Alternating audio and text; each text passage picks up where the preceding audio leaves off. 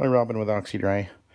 And today, as you can see, I'm in the garage, in the workshop, and doing a little bit of a maintenance thing with my rotary here. I actually was using it today, and doing a small apartment building hallways, and I went through about 2 gallons of solution in about, well, probably less than 200 square feet, which is way more than normal.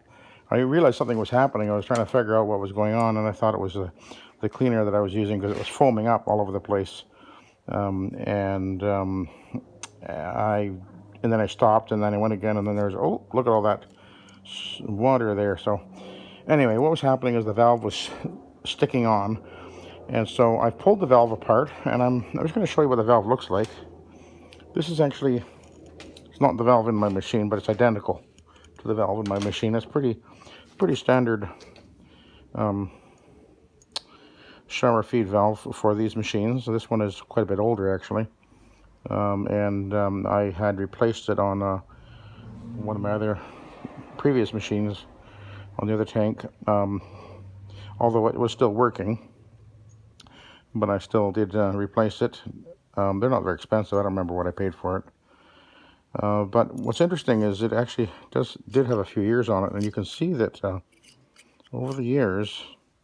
Now this one's actually this is brass, and you can see that the metal has actually eaten away a little bit over the years. So it was actually getting a little bit thin right in here, but the valve was still working. Now my valve, what happened? It was jamming, and I thought that it was. This is actually the valve right here, and I thought that there was something going on inside. And I'll show you the. This is the stem right here. You can see I've got the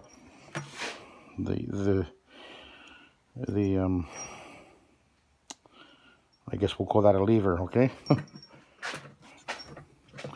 And the way this works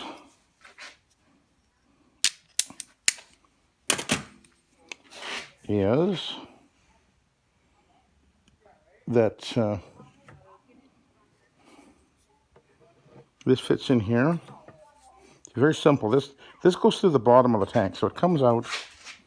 I'll show you. The hole is right down here. Can you see it? There you go. So this threaded part sticks out right here, and then I have this attached, and there's a nice big nut, so it kind of goes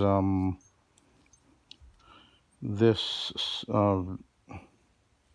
washer's on the inside, and this, I actually just found this stainless washer, which I'm going to put on the outside this time, and then so that holds it in place. And I think I'm going to replace this washer here. You see it's eaten away. And what's been happening is a couple of different products, the ones that have delaminine in them, they will actually start to eat away at your gasket.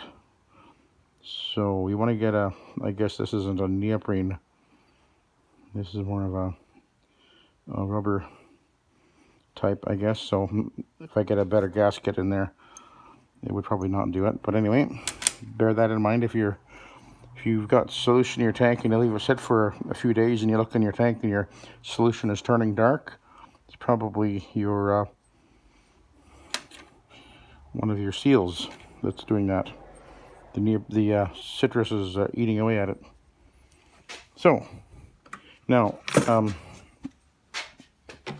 back to this.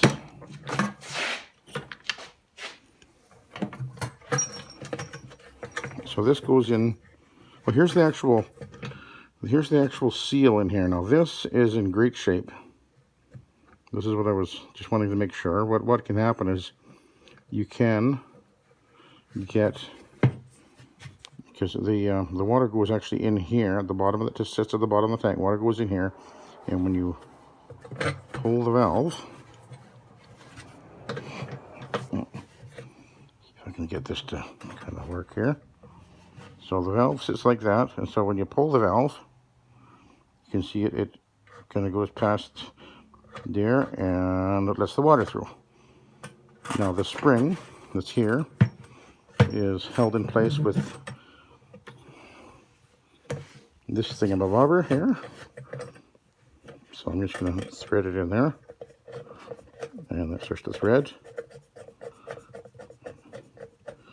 like so.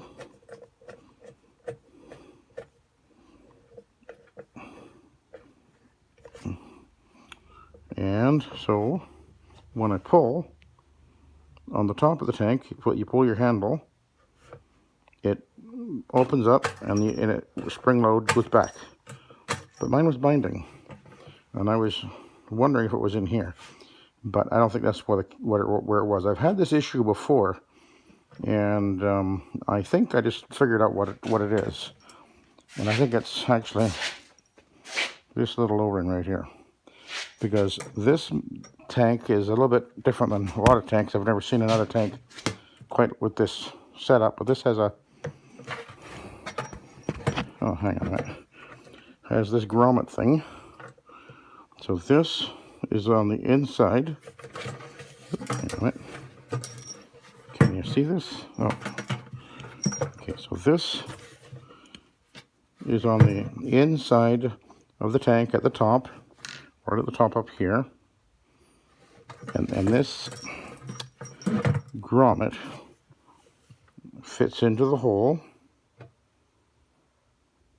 and it's obviously popped down into the tank now, and it keeps it sealed. So if I was to tip the tank back, the idea is nothing will dribble out of here. But I think what's happened is that this little grommet here, which fits inside of here, I think this has been giving me grief. So I fixed it. I don't really need it. I need it to move very easily without binding. You don't want to be accidentally